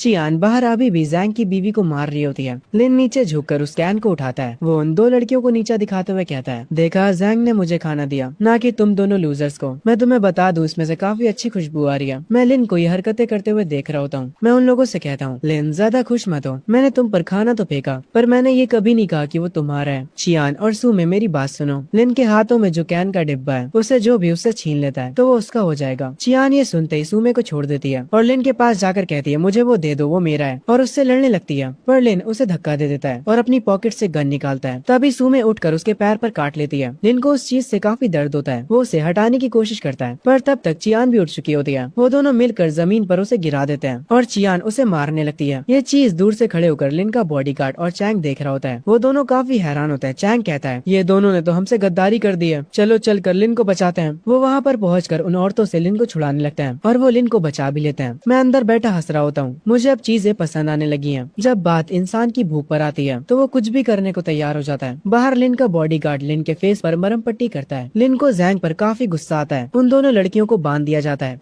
लिन अपने बॉडीगार्ड से कहता है कि इन दोनों को बाहर फेंक दो, इन दोनों को जाकर बर्फ में फेंकाओ और इन्हें मरने के लिए छोड़ दो। चैंग ये सुनने के बाद कहता है, लिन अगर तुम इन्हें बाहर फेंक देते हो तो ये सच में मर सकती हैं। चैंग उन औरतों को जाकर पकड़ लेता है। लिन कहता है, तुम्हारी हिम्मत कैसे हुई मुझे काटने की। सुमे अपनी गलती की माफी मांग रही होती है। वो कहती है कि वो दोबारा नहीं करेगी। चियान कह रही होती है, लिन मुझे मत मारो, मैं यूजफुल हूँ, मुझे जैंग की वीकनेस पता है। ये सुनने के बाद लिन कहता है, उसकी क्या वीकनेस है। चियान कहती है, भले ही वो कितना भी समझदार क्यों ना हो, आखिर में वो एक इंसान है और हर इंसान परफेक्ट नहीं होता। और मास्टर लिन, आप जैसे इंसान पर औरतों पर हाथ उठाना शोभा नहीं देता। अभी आप बहुत ज्यादा गुस्से में हैं, तो आप अपने हाथ खुद से गंदे मत करिए। आपकी जगह पर मैं सुमे को सबक सिखाऊंगी, वो अपनी औकात भूल चुकी है। ये सुनकर लिन उसे एक कुकी देता और कहता है, ये काफी इंटरेस्टिंग लगता है, क्या तुम मेरी डॉग बनना चाहोगी। चियान उससे वो कुकी लेकर खाने लगती है। लिन कहता है, चलो देखते हैं कि तुम कैसा करती हो, जाओ और सुमे को सबक सिखाओ। मैं उसके रोने की आवाज सुनकर पक चुका हूँ। चियान सुमे के पास जाती है और वो उससे कहती है, तुम्हें बस रोना ही आता है, रुको मैं अभी तुम्हारा मुँह बंद करती हूँ। और ये कहने के तुरंत बाद चियान सुमे को मारने लगती है। वो मारते मारते उसका पूरा चेहरा लाल कर देती है। उसके मुंह से खून आ जाता है। चियान उसका गला पकड़ती है और उससे कहती है, अब से तुम कुछ और नहीं बल्कि हमारी गुलाम हो। वो उसे मार कर नीचे गिरा देती है। लिन और चियान हंस रहे होते हैं। लिन चैंग से कहता है, तुमने देखा, कभी कभी बुरे लोगों को ही बुरे लोगों को मारने देना चाहिए। ये औरत बहुत बड़ी पागल है, इसीलिए हम इसे अपने साथ रख सकते हैं। चियान लिन के पास आकर कहती है, हमारा कोई भी प्लान काम नहीं कर रहा है, जैंग का दिल अब पत्थर बन चुका है। ये सुनकर लिन गुस्सा होता है। वो उससे कहता है, अगर कुछ भी काम नहीं कर रहा है तो तुम किस काम की हो फिर, क्या तुम बस फ्री का खाना खाना चाहती हो। चियान कहती है, नहीं नहीं मेरी बात सुनो, मैं आदमियों को अच्छे से जानती हूँ। जैंग को ड्रामा पसंद है तो चलो उसके लिए एक शो परफॉर्म करते हैं, एक ऐसा शो जिसमें हम जिंदगी और मौत का खेल खेलेंगे। लिन कहता है, और ये हम कैसे करेंगे। चियान अपना कोट उतारते हुए कहती है, तुम ऐसा प्रेटेंड करो जैसे तुम मुझे मार रहे हो, पर तुम्हें मुझे सच में मारना होगा। जितनी जोर से तुम मुझे मार सकते हो उतनी जोर से। मैं अपना कोट उतार दूंगी ताकि ये और रियल लगे। लिन ये सुनकर खुश होता और कहता है, एक सेल्फ सेक्रीफाइस का नाटक, मुझे ये प्लान पसंद आया। उसके बाद चियान कहती है, उसके बाद मैं उसे एक सीक्रेट बताऊंगी जो उसे हमेशा डराएगा, और जैसे ही वो अपना गार्ड डाउन करेगा, अगर वो हल्का सा भी गेट खोलता है तो हम तुरंत अंदर घुस जाएंगे उस पर अटैक करके। लिन कहता है, पर अगर ये नाटक करते हुए तुम जमकर मर गई तो मुझे ब्लेम मत करना। चियान कहती है, भूखे रहने से अच्छा मरना है। उसके बाद चियान जैसा बताती है लिन वैसा ही करता है। वो चियान को उसके बालों से पकड़कर उसको डोर की तरफ ले जा रहा होता है। चियान भी नाटक शुरू कर देती है। वो लिन से अपनी जान की भीख मांगने लगती है। लिन हाथ में चाकू लिए कहता है, अगर जैंग ने डोर नहीं खोला तो मैं तुम्हें अभी मार दूंगा। और लिन ये कहकर उसका सर डोर में लड़ा देता है। चियान जैंग से मदद की भीख मांगती है। वो डोर के पास जाकर रोते हुए कहती है, जैंग मुझे तुम्हें कुछ बताना जो कि मैंने हमेशा तुमसे छुपाया था। कॉलेज के सेकेंड ईयर में मैं प्रेग्नेंट थी और वो तुम्हारा बच्चा था। तुम्हारे फ्यूचर को प्रोटेक्ट करने के लिए मैंने अबॉर्शन करवा लिया। जैंग अंदर बैठा ये सब सुन रहा होता है। बाहर से रोते हुए चियान कहती है, जैंग तुम्हें उस बच्चे का वास्ता जो कि पैदा ही नहीं हो पाया, प्लीज डोर को खोल दो।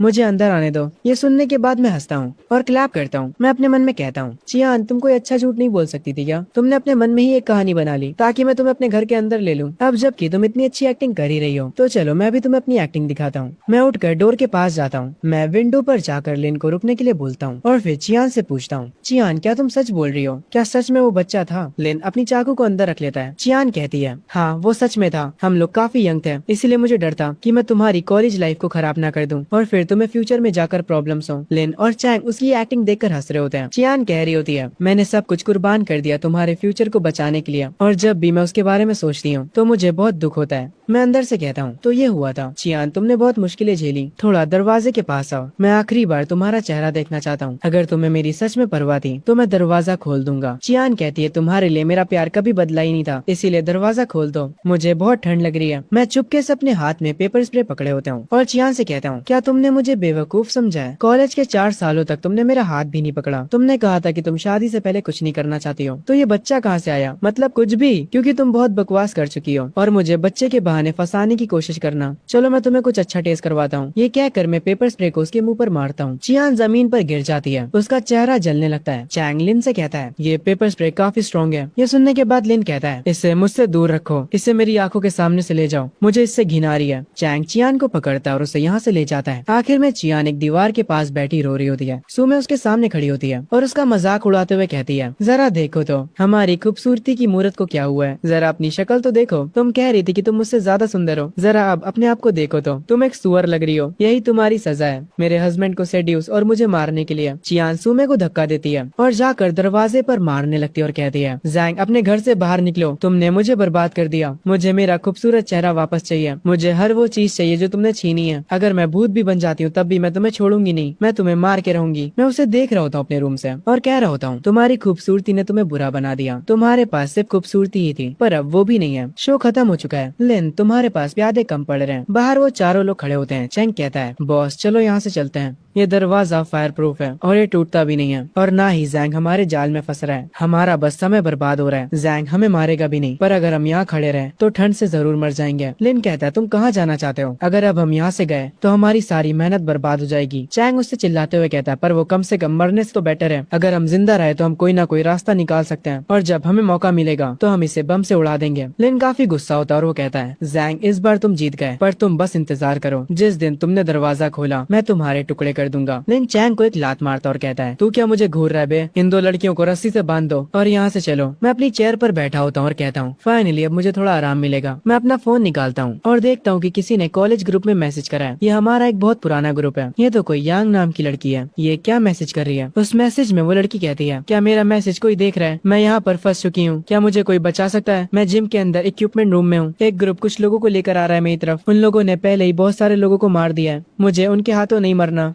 ये लड़की जो भी मदद मांग रही है, मुझे ये लड़की याद है पिछली जिंदगी में जब मुझे सबने धोखा दे दिया था और मेरे पड़ोसियों ने मेरा सारा खाना ले लिया था। जब मैं रोड पर भूखा प्यासा पड़ा था तब इसी लड़की ने मेरी मदद की थी और मुझे खाने के लिए नूडल्स दिए थे और उसने ही मुझे जिंदा रहने के लिए कहा था। वही एक अकेली लड़की थी जिसने मेरे बारे में चिंता करी। मुझे फर्क नहीं पड़ता बाकी लोगों के मरने से, पर मैं तुम्हें जरूर बचाऊंगा। मैं अपने रूम के बाहर के कैमरास को चेक करता हूँ और देखता हूँ कि वहाँ पर कोई नहीं है। अभी टेम्परेचर -60 है। लिन का ग्रुप काफी ज्यादा लालची है, पर वो इतने भी बेवकूफ नहीं है कि यहाँ पर खड़े होकर मौत को चुनेंगे। मैं अपनी जैकेट को पहनता हूँ। मैं अपनी क्रॉसबो की तरफ देखता हूँ और सोचता हूँ, ये काफी बढ़िया वेपन है, पर थोड़ी स्लो भी, और ये ज्यादा लोगों को डरा भी नहीं सकती। लिन के पास गन है। मुझे ये तो नहीं पता कि उसकी गन में कितनी बुलेट्स बची हैं, पर फिर भी वो मुझे उस गन से मार सकता है। मैं इस क्रॉसबो के सहारे उसे दबा नहीं सकता हूँ और उसके पास तो पूरी गैंग है। मैं एक मैप को निकालता हूँ और उसमें रास्ता देखते हुए कहता हूँ, एक अंडरग्राउंड रास्ता है पुलिस स्टेशन के पास से, जिसके अंदर वेपन्स छुपे हुए हैं। मुझे मेरी पिछली जिंदगी में इसका पता चला था। जहाँ मैं जा रहा हूँ वो पुलिस स्टेशन उसके रास्ते में ही पड़ता है। एक तीर से 2 निशान है। मैं अपने बैग को पैक कर लेता हूँ और ग्लासेस को लगा लेता हूँ। मेरा पहला मिशन है, मुझे स्टेशन से गन उठानी है। मेरे पास गन होगी तो मैं ज्यादा सेफ रहूंगा और उसके बाद मैं कॉलेज जाऊंगा यांग को रेस्क्यू करने। उसने मुझे मेरी पिछली जिंदगी में जो नूडल्स दिए थे वो मेरे लिए बहुत ही ज्यादा कीमती थे। मैं किसी तरह से अपने अपार्टमेंट से निकल जाता हूँ। बाहर जोरों की हवाएं चल रही होती हैं। मेरी आंखों के सामने बर्फ बहुत ज्यादा है। अगर मैंने कोई भी गलत कदम लिया तो बर्फ की वजह से आवाज होगी, जिसकी वजह से लिन और उसके ग्रुप का ध्यान मेरी तरफ आ जाएगा। मुझे कोई भी गलती नहीं करनी है। मुझे सेफली जाकर उसे बचाना है और अपने साथ गन भी लेकर आनी है। मैं ये सोचते हुए वहाँ से आगे जाने लगता हूँ। आगे चलते चलते मेरे पैर रुक जाते हैं और वो बर्फ में धंस जाते हैं। तभी मैं अपने सामने एक बर्फ का पहाड़ देखता हूँ जो कि हल्का सा मूव कर रहा होता है। तभी उस बर्फ के पहाड़ को फाड़कर दो लोग उसमें से हथियारों के साथ निकलते हैं। वो लोग मेरा खाना छीनना चाह रहे थे। वो लोग मुझे मारने के लिए मेरी तरफ आने लगते हैं। मैं तुरंत अपनी क्रॉसबो को निकाल लेता हूँ और उनमें से एक की नेक पर अटैक करता हूँ। वो बंदा तुरंत जमीन पर गिर जाता है और ऑन द स्पॉट मर जाता है। दूसरा मुझे मारने के लिए आगे बढ़ता है, पर मैं एक और एरो निकालता हूँ और उसे उस पर पॉइंट आउट करके उसे डरा कर भगा देता हूँ। वो यहाँ से भाग जाता है, पर मैं उसे छोड़ता नहीं हूँ। जब वो भाग रहा था तो मैं उस पे उस एरो को शूट कर देता हूँ। वो भी आगे जाकर जमीन पर गिर जाता है और वहीं मर जाता है। एपोक्लिप का पहला रूल, अपने दुश्मन को कभी भी रहम मत दिखाओ। उसके बाद मैं वापस से आगे बढ़ने लगता हूँ। कुछ देर बाद मैं रुक जाता हूँ। बर्फ बहुत ही ज्यादा है, इस पर चलना मुश्किल होता जा रहा है। मुझे कोई गाड़ी चाहिए। अच्छा हुआ मैंने एक सेकंड हैंड स्नो मोबाइल खरीद ली थी और उसे अपने इन्फिनाइट स्टोरेज में सेव कर लिया था। मैं अपने बैग को उस बाइक पर रखता हूँ और उम्मीद करता हूँ कि उस पुलिस स्टेशन में गन्स हो। मैं हेलमेट को पहन लेता हूँ और गाड़ी को स्टार्ट करता हूँ और उसे लेकर सीधा निकल जाता हूँ उस पुलिस स्टेशन की तरफ। थोड़ी देर बाद मैं वहाँ पहुँच जाता हूँ। जब मैं उसके अंदर जाता हूँ तो वो जगह पूरी तबाह हो चुकी थी। अगर किसी ने इस जगह को लूट भी लिया होगा तब भी अंडरग्राउंड जो आर्मरी है उसे कोई आसानी से नहीं खोल सकता। मेरी पिछली जिंदगी में उसे ब्लास्ट करके ओपन किया गया था। मैं उस अंडरग्राउंड आर्मरी की तरफ जाने लगता हूँ। मैं अपने हाथ में टॉर्च पकड़े होता हूँ और थोड़ी देर बाद ही मुझे उस आर्मरी का गेट मिल जाता है। मैं उसे चेक करता हूँ, काफी मजबूत होता है। मैं इसे हाथों से तो नहीं तोड़ सकता, पर मेरे लिए इसे खोलना बहुत आसान है। मैं इस डोर को बस अपने इन्फिनाइट स्टोरेज में सेव कर लूंगा और बूम, ये गेट गायब। मैं उम्मीद करता हूँ कि अंदर मुझे गन्स मिल जाए, पर जब मैं अंदर जाता हूँ तो जैसा मैंने सोचा था वहाँ पर कुछ भी नहीं था। कोई ऑलरेडी इस जगह को लूट चुका है, पर उन्हें ये बात नहीं पता थी कि इस बेसमेंट के अंदर एक और सीक्रेट बेस है। मैं इस लॉक को खोल तो नहीं पाऊंगा, पर मैं इस लॉक को भी अपने इन्फिनाइट स्टोरेज में सेव कर लूंगा और ये करने के तुरंत बाद इस सीक्रेट बेस के अंदर जो तिजोरी होती है वो खुल जाती है और उसके अंदर गन्स रखी होती है। इसमें जो भी गन्स रखी होती है वो न्यू मॉडल की होती है। मैं उन्हें चेक करता हूँ, फिर एक पिस्टल को अपनी पॉकेट में रख लेता हूँ और फिर बाकी की गन्स को देखता हूँ। अब एपोक्लिप में मेरे पास हथियार आ चुके थे, अब कोई भी मुझे मार नहीं सका। मैं उस गन को सेट कर लेता हूँ और तुरंत कॉलेज के लिए निकल पड़ता हूँ यांग को बचाने के लिए। आगे मैं अपनी बाइक की मदद से कॉलेज बहुत ही जल्दी पहुंच जाता हूँ। फिर मैं उस बाइक को वापस से अपने स्टोरेज में सेव कर लेता हूँ। मैं फ्रंट डोर पर देखता हूँ तो कुछ कॉलेज के बच्चे खड़े होते हैं जो कि कॉलेज को प्रोटेक्ट कर रहे होते हैं। इसका मतलब है कि इस कॉलेज में बहुत सारे लोग होंगे। मुझे फ्रंट डोर से जाने की कोई जरूरत नहीं है, मैं ऊपर से जाऊंगा। मैं अपने स्टोरेज से सीढ़ियों को निकाल लेता हूँ और उन पर चढ़कर ऊपर जाने लगता हूँ। जैसे ही मैं ऊपर पहुँचता हूँ मैं उन सीढ़ियों को अपने स्टोरेज में वापस से सेव कर लेता हूँ। मैं जैसे ही अंदर पहुँचता हूँ तो इधर उधर देखने लगता हूँ। मैं देखता हूँ कि अंदर वो लोग आग जला रहे होते हैं। सारे स्टूडेंट से जबरदस्ती काम करवाया जा रहा था और उनसे ये सारा काम करवा रहा था उन्हीं की कॉलेज का एक लड़का जिसका नाम हाओ होता है। एपोक्लिप के बाद वो अपनी एक पूरी गैंग बना लेता है और सबके साथ मिलकर बाकी के स्टूडेंट्स को गुलाम बना लेता है। और इस बंदे की पावर्स अब एक हो चुकी हैं। पिछली बार जैसे इसको स्ट्रेंथ की ताकत मिली है, इससे कोई भी हरा नहीं सकता। एक लड़का हाओ के पास जाकर उसे बताता है इक्विपमेंट रूम अभी भी नहीं खुल रहा है, यांग बाहर नहीं आ रही है। गुस्से में हाओ अपना चिप्स का पैकेट फेंकता है। वो कहता है यहाँ का किंग मैं हूँ, तो वो मेरी बात क्यों नहीं मान रही है। वो एक कुल्हाड़ी को उठाता और कहता है आज तो ये गई, मैं दूर से ये सब देख रहा होता हूँ। हाओ और उसकी पूरी गैंग इक्विपमेंट रूम की तरफ जा रही होती है। मैं ऊपर वाले टनल से होकर इक्विपमेंट रूम की तरफ जाने लगता हूँ। हाओ और उसका ग्रुप इक्विपमेंट रूम के डोर के पास पहुंच जाता है। हाओ अपनी कुल्हाड़ी को उठाता है और उस डोर को तोड़ने लगता है। वो बार बार उस डोर पे मारे जा रहा था और कह रहा होता है यांग अभी भी मौका है, दरवाजा खोल दो। अगर तुमने दरवाजा नहीं खोला तो दरवाजा खोलने के बाद मैं तुम्हें उठाकर बाहर फेंक दूंगा और बर्फ में जमने दूंगा। अंदर से यांग की आवाज आती है जो कि कहती है यहाँ से चले जाओ तुम जानवर हो, तुम्हारे हाथ आने से अच्छा तुम्हें मरना पसंद करूंगी। ये सुनकर हाओ को गुस्सा आता है और वो अपनी पूरी गैंग को ऑर्डर देता है कि दरवाजे को तोड़ दो। उसके इतना कहते ही सब लोग दरवाजे पर मारने लगते हैं। मैं इनके ऊपर ही खड़ा होता हूँ, अपनी क्रॉसबो को उठाता हूँ और कहता हूँ पहले मैं इनसे निपटूंगा। तभी हम दो लड़कों को देखते हैं जो कि सिगरेट पी रहे होते हैं। उनमें से एक बंदा कहता है हाओ सच में कुछ ज्यादा ही गुस्सा हो चुका है, वो इस दरवाजे को तोड़ कर रहेगा। उस दरवाजे के पीछे कॉलेज की सबसे सुंदर लड़की है। दूसरा बंदा कहता है जब हाओ उससे बोर हो जाएगा तो हम भी थोड़े मजे कर लेंगे। और ये कहकर दोनों हंसने लगते हैं। तभी मैं अपनी क्रॉसबो को फायर करता हूँ और उनमें से एक बंदे को वो लग जाती है। दूसरा बंदा किसी चीज पे ध्यान दे, इससे पहले मैं उसे भी मार देता हूँ। फिर धीरे धीरे आगे बढ़ता हूँ अपनी क्रॉसबो को लेकर। ये गन शोर नहीं करती इसीलिए ये मुझे काफी अच्छी लगती है। जो एरोस से मैंने उन लोगों को मारा था मैं उन्हें साफ करके वापस से अपने पास रख लेता हूँ और आगे बढ़ने लगता हूँ। हाओ अभी तक गेट को खोलने की कोशिश कर रहा होता है। डोर को खोलते खोलते वो पसीने से नहा चुका होता है, पर वो डोर अभी तक खुला नहीं होता। पूरी गैंग हाओ को चीयर करने लगती है और कहती है बॉस आप ये कर सकते हो।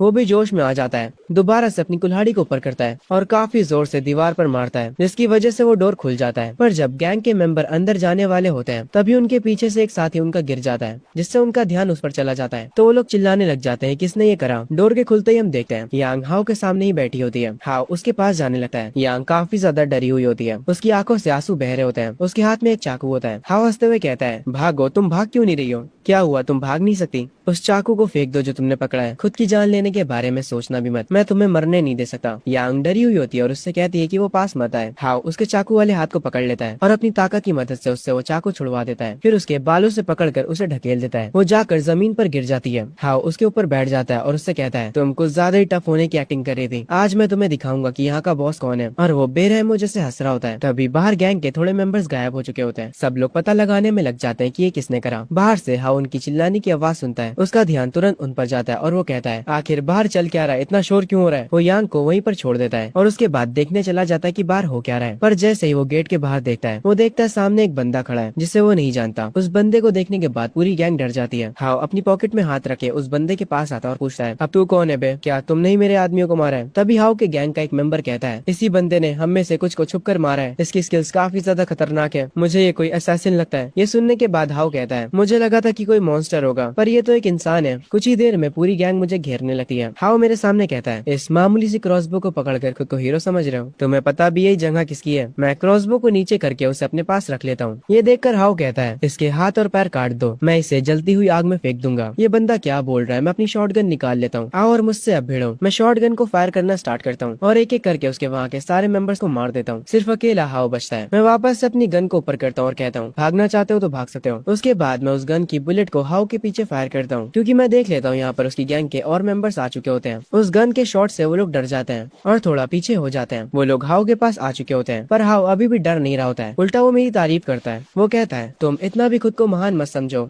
वो भी बस इसलिए क्योंकि तुम्हारे पास गन है। हाउ गुस्से में कहता है, मेरे पास पावर्स है, मैं अवेक हो चुका हूँ, अगर तुम मुझे गोली से मारोगे भी तब भी मुझे कुछ नहीं होगा। ये सुनने के बाद मैं एक सही मौके का इंतजार करता हूँ।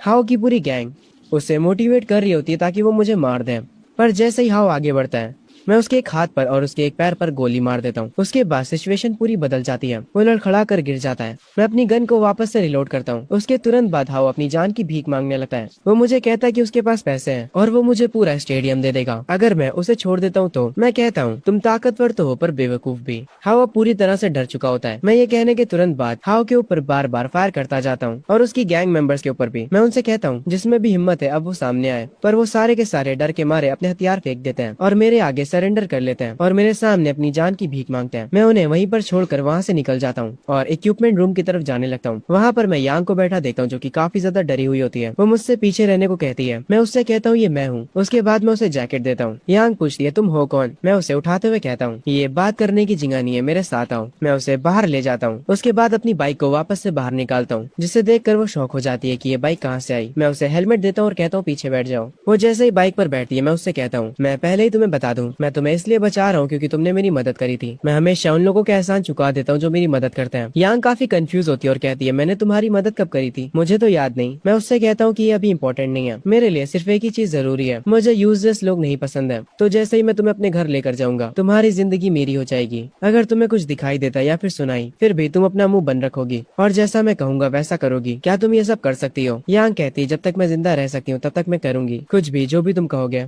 मैं तुमसे कोई सवाल भी नहीं पूछूंगी, भले ही तुम अचानक से बाइक को समझनी क्यों ना कर लेते हो। ये सुनने के बाद मैं स्माइल करता हूँ और उसे लेकर वहाँ से निकल जाता हूँ। पूरे रास्ते में सिर्फ बर्फ ही बर्फ होती है। मैं तेज स्पीड से आगे जाने लगता हूँ। हम देखते हैं जैंग के अपार्टमेंट में लिन और उसका पूरा ग्रुप आ चुका होता है। लिन बैठकर पैरों के निशानों को देखता और कहता है, ये अभी के निशान है। जैंग अपने घर से बाहर निकल चुका है। चैंग काफी कंफ्यूज होता और कहता है, इतने खतरनाक मौसम में वो बाहर क्यों निकला, क्या वो हमसे डर के भाग गया। ये सुनने के बाद लिन कहता है, तुम गलत कह रहे हो, वो भागा नहीं है। अगर तुम्हारे घर में इतना सारा सामान होता तो क्या तुम भागते। वो जरूर से वापस आएगा और यही हमारा मौका होगा। हम खुद से उसके घर के अंदर नहीं जा सकते, पर जब वो वापस आएगा तब उसे मेन रास्ते से होकर ही आना पड़ेगा। सो मैं कहती है, तो फिर हम क्या करेंगे। लिन कहता है, हम पहले फ्लोर पर जाल बिछाएंगे और उसके वापस आने का इंतजार करेंगे और फिर उसके बाद उसे मार देंगे, उसकी चाबी छीन लेंगे और उसके घर के अंदर जाकर उस पर कब्जा कर लेंगे। वो लोग पहले फ्लोर पर जाल बिछाने लगते हैं। वो एक तार को जमीन में रख देते हैं और उसे बर्फ से छुपा देते हैं। वो मुझे गिराने का प्लान बना रहे होते हैं। उसके बाद वो लोग उसके आने का इंतजार करने लगते हैं। लिन अपनी गन को वापस से निकाल लेता है और उसको फुली लोडेड कर लेता है। वो सबसे कहता है कि सब कहीं ना कहीं पर छुप जाओ और अपने हथियार लेना मत भूलना। लिन कहता है कि वो सीढ़ियों के पास जाएगा और वहाँ पर गन के साथ बैठेगा। वो बताता है, जैसे ही जैंग गिरेगा वो उसके पैरों पर गोली मार देगा। उसके बाद उसका सारा सामान हमारा हो जाएगा। सुमे, जो कि सामान के लालच में पागल हो चुकी थी, वो कहती है, मैं उसकी पफर जैकेट ले लूंगी, मुझे बहुत ही ज्यादा ठंड लग रही है। चियान भी जैंग के गर्म कमरे में जाने के सपने देखने लगती है। सब प्लान के मुताबिक अपनी अपनी जगह पर होते हैं। चैंग आकर लिन को बताता है, हमें दूर से जैंग दिखाई दिया है। लिन कहता है, जब तक मैं उसे गोली गोली ना मार दूं, तब तक कोई हरकत मत करना। मैं जो कि बाइक से आ रहा होता हूँ, मैं इतना भी बेवकूफ नहीं हूँ कि बिना तैयारी के वहाँ वापस चला जाऊँ। मैं अपने अपार्टमेंट से काफी दूर रुक जाता हूँ और बर्फ को देखकर समझ जाता हूँ कि किसी ने बर्फ से छेड़खानी की है। लिन उसे ये करता हुआ देख लेता है, पर क्योंकि जैंग काफी दूर रुका हुआ था इसीलिए वो उस पर फायर नहीं कर सकता है। मैं यांग से कहता हूँ, मुझे कस के पकड़ लो और नीचे झुक जाओ और अपने कानों को बंद कर लो। उसके बाद मैं अपनी पिस्टल को बाहर निकालता हूँ और उसे डायरेक्ट अपार्टमेंट की विंडोज पर शूट करता हूँ। और मैंने अपनी इस गन को सिर्फ इसलिए फायर किया होता है ताकि लिन को पता चल जाए कि मेरे पास गन है, और वही होता भी है। जैसे ही लिन को पता चलता है कि जैंग के पास गन है, वो तुरंत उस विंडो के पास से भाग जाता है। मैं एक के बाद एक फायर करता हूँ। उसके बाद मैं वापस अपनी बाइक को अपने स्टोरेज में सेव कर लेता हूँ और यांग को लेकर आगे जाने लगता हूँ। मेरा पैर उस ट्रैप पर लगता है जिससे उन लोगों ने सेट करा था, पर मैं गिरता नहीं हूँ। जैसे ही दरवाजा खुलता है मैं देखता हूँ लिन और उसका पूरा ग्रुप मेरे इंतजार में खड़ा होता है। मैं अपनी गन निकाल कर उन पर पॉइंट आउट करता हूँ और कहता हूँ, यहाँ से भाग जाओ। और मेरे ये कहते ही वहाँ से सब लोग भाग जाते हैं। मैं यांग को लेकर ऊपर जाने लगता हूँ। अपने घर के डोर को खोलता हूँ। यांग और मैं अपने घर में वापस आ जाते हैं। मैं जाकर डाइनिंग टेबल पर बैठ जाता हूँ। यांग को जो मैंने जैकेट दी थी वो उसे रख रही होती है। उसके बाद वो आसपास की जगह को देखती है, वो डाइनिंग टेबल को छूती है और उसके बाद जहाँ पर आग जल रही होती है वहाँ पर जाकर अपने हाथ सेकने लगती है। थोड़ी गर्माहट मिलने के बाद वो मुझसे पूछती है कि मेरी जगह इतनी गर्म क्यों है, जबकि बाहर तो पूरा शहर बर्फ से ढक चुका है। मैं उससे कहता हूँ कि एक सीक्रेट है। तभी मैं उसके सामने अचानक से अपने स्टोरेज में से खाने को निकालता हूँ और कहता हूँ, अभी ऐसी बहुत सी चीजें जो कि तुम्हें नहीं समझ आएंगी। यांग खाने को अचानक से टेबल पर आता देख हैरान हो जाती है। वो कहती है, तुम अचानक से चीजों को ला सकते हो। मैं उससे कहता हूँ, हाँ कुछ ऐसे ही समझ लो, अब बैठ जाओ और खाना खाओ। मैं उस खाने की फोटो खींचता हूँ और अपने मन में सोचता हूँ, मेरे पड़ोसियों ने भी क्या जाल बिछा के रखा था। मैं उस फोटो को ऑनलाइन पोस्ट करता हूँ और कैप्शन में लिखता हूँ, अकेले खाने से ज्यादा मजा किसी के साथ खाने में आता है। मेरे प्यारे पड़ोसियों, क्या तुमने अभी तक खाना खाया? तभी हम लिन के ग्रुप पर आते हैं जिसमें चैंग हमें बताता है जो इनकी पड़ोस वाली आंटी हुआ करती थी, वो भूख की वजह से मर गई। लिन कहता है, अगर हमें जल्दी खाना नहीं मिला तो फिर वो हमारी किस्मत होगी। वो लोग कुकीज खाकर सर्वाइव कर रहे होते हैं। तभी लिन जब अपना फोन देखता है तो वो देखता है कि जैंग ने ग्रुप पर एक फोटो भेजा है जिसमें बहुत सारा खाना होता है। ये देखकर लिन का ग्रुप काफी दुखी हो जाता है। चियान तो रोने ही लगती है। सब लोग उसके खाने की फोटो को देखकर पागल से हो जाते हैं। लिन तो जैंग को कर्ज देने लगता है और कह रहा होता है, तुम साले जैंग बहुत बुरी मौत मरोगे, तुम सहकर हमें गुस्सा दिला रहे हो। पर उन सारे लोगों से अलग मैं तो शांति से बैठकर अपने घर पर खाना खा रहा होता हूँ यांग के साथ। उसके बाद मैं अपने फोन पर ग्रुप पर लिन का रिएक्शन देखता हूँ और उसे यांग को भी दिखाता हूँ। हम दोनों ये देखकर हंसते हैं। उसके बाद यांग मुझसे पूछती है, वो कहती है कि मैं उसे क्रॉसबो चलाना सिखाऊं, और वो क्रॉसबो चलाना इसलिए सीखना चाहती है ताकि वो मेरी मदद कर सके। मैं उसे क्रॉसबो दे देता हूँ। यांग कहती है, मैं वापस से कमरे में छुप कर नहीं रहना चाहती। मैं उसे क्रॉसबो सिखाने के लिए मान जाता हूँ। उसके बाद उसे आकर क्रॉसबो को पकड़ना सिखाता हूँ और कहता हूँ, एपोक्लिप में तुम बस हेसिटेट मत करना, भले ही तुम्हें किसी को मारना क्यों ना पड़े, और किसी पर भी रहम मत करना। यांग कहती है कि मैं समझ गई। उसके बाद मैं उसे क्रॉसबो को अच्छे से सिखाने लगता हूँ और उसका निशाना सच में काफी अच्छा होता है। वो भी क्रॉसबो को सीख कर काफी खुश हो जाती है। तभी हम देखते हैं सुबह सुबह लिन कुछ छुप कर खा रहा होता है। तभी चैंग की आंखें खुल जाती हैं। लिन उससे कहता है, मैं तुम लोगों के साथ ये खाना शेयर करने ही वाला था, मुझे ये अभी अभी मेरी पॉकेट में मिला था। चैंग कहता है, झूठ मत बोलो, तुम बस अकेले ये खाना चाहते थे। वो लिन का कॉलर पकड़कर उसे उठा लेता है और उससे कहता है, पिछली रात मुझे कितनी भूख लगी थी और जब मैं सुबह उठा तो क्या देख रहा हूँ, तुम हमसे छुप कर खाना खा रहे हो। लिन कहता है, मुझे छोड़ दो, मैं यहाँ का लीडर हूँ, मेरे बिना तुम लोग कुछ नहीं कर पाओगे। चैंग उसे जमीन पर फेंक देता है और उससे कहता है, तुमने कहा तुम्हारा होना जरूरी है,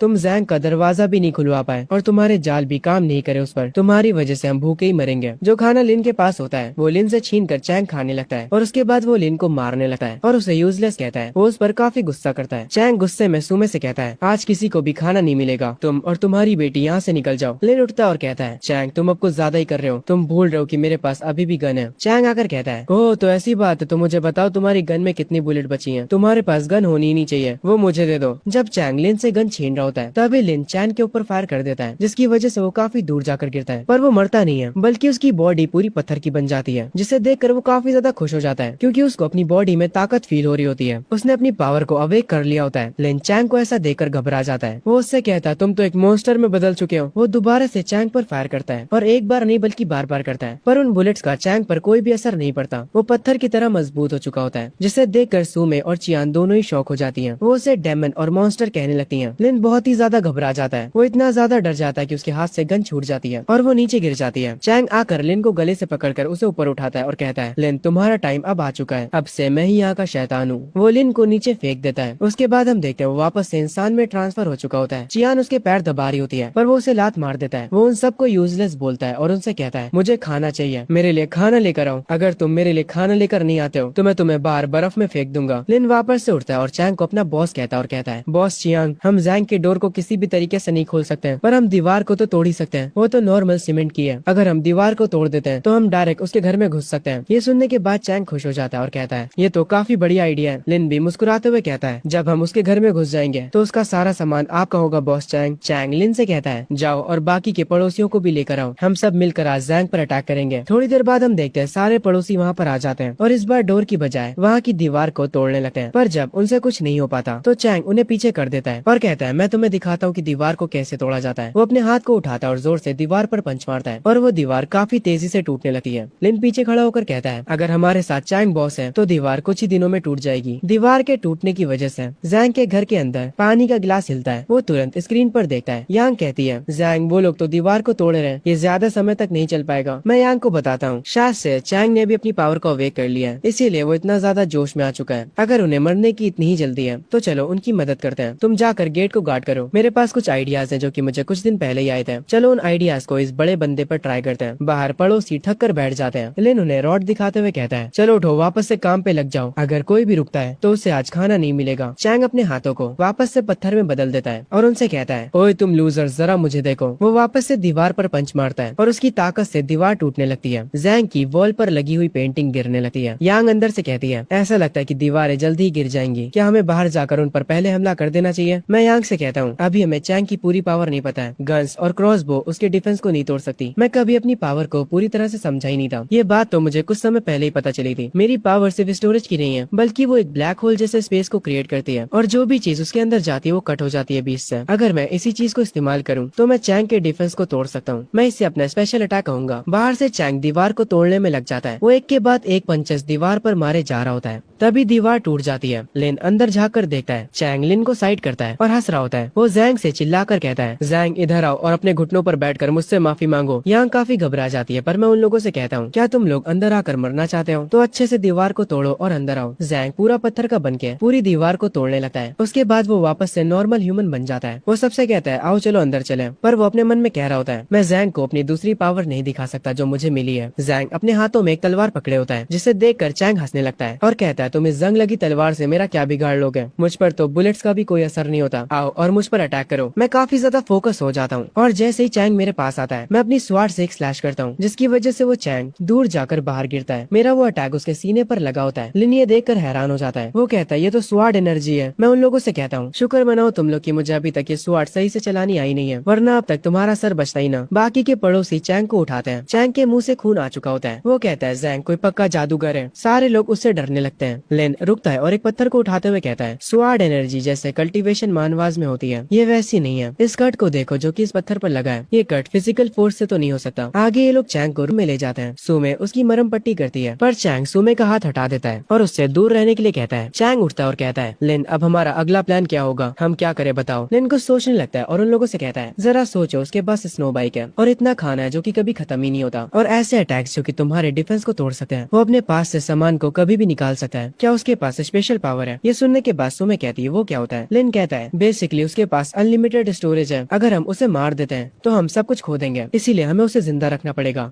और उसे अपने कंट्रोल में लेना होगा। उसके बाद उसका सारा सामान हमारा हो जाएगा। वो आदमी एक लिविंग ट्रेजर है। चैंग कहता है तो तुम्हारा मतलब है हमें उसे अपना गुलाम बनाना होगा। लिन मुस्कुराते हुए कहता है हाँ, तुम्हें बस उसके अटैक्स को ब्लॉक करना होगा और उसके बाद उसे बांधना होगा और फिर हमारी लाइफ सेट हो जाएगी। थोड़ी देर बाद लिन जो होता है वो एक कोने में बैठकर नूडल्स खा रहा होता है। चैंग उससे कहता है कि वो नूडल्स उसे दे दे क्योंकि चैंग को भूख लगी होती है, पर लिन वो उसे देने से मना करता है। वो कहता है उसने पिछले 2 दिनों से अच्छे से खाना नहीं खाया है, इसीलिए वो उसे ये नहीं दे सकता। पर चैंग उठता है और एक रॉड को उठाकर उससे कहता है तूने क्या कहा बे, तू मुझे नहीं देगा, मैं चाहूँ तो तुझे अभी मार सकता हूँ। वो उसका कॉलर पकड़कर उससे वो नूडल्स छीन लेता है और लिन से कहता है याद रखना तू मेरा कुत्ता है, मैं जब चाहूँ मैं तुझे मार सकता हूँ। फिर वो उसके सर को सहलाते हुए कहता है बच्चा है तू मेरा, चला तुझे फैंटा पिलाता हूँ। पर लिन से अब चैंग की गुलामी बर्दाश्त नहीं होती, उसे बहुत गुस्सा आता है। चैंग लिन के सामने जाकर विंडो के पास खड़ा हो जाता है। लिन को अब चैंग का कुत्ता नहीं बनना था। वो अपनी पॉकेट से एक वेपन टाइप का कुछ निकालता है और उससे चैंग के सीने पर मारता है। उसके बाद लिन पागल हो जाता है। वो कहता है मर जा साले कमीने, सारा खाना मेरा है। वो चैंग का गला पकड़ लेता है और कहता है ताकत साले सारी ताकत मेरी है। और जब लिन चैंग का गला दबा रहा होता है तभी लिन के हाथों से बर्फ निकलने लगती है और वो चैंग को पूरा जमा देता है, जिसकी वजह से चैंग मर जाता है। लिन ये देखकर हैरान हो जाता है। वो समझ जाता है कि उसने अपनी पावर्स को अवेक कर लिया है। ये देखकर सब हैरान हो जाते हैं। लिन वापस से सब पे कंट्रोल ले लेता है और एक और बार फिर से यहाँ का बॉस बन जाता है। वो अपनी पावर्स का यूज करते हुए सबसे कहता है, अब से मैं यहाँ का इंचार्ज हूँ, तो तुम सबको मेरी बात सुननी होगी। हम दोबारा से जैंग के घर पर हमला करेंगे और उससे उसका सारा खाना ले लेंगे।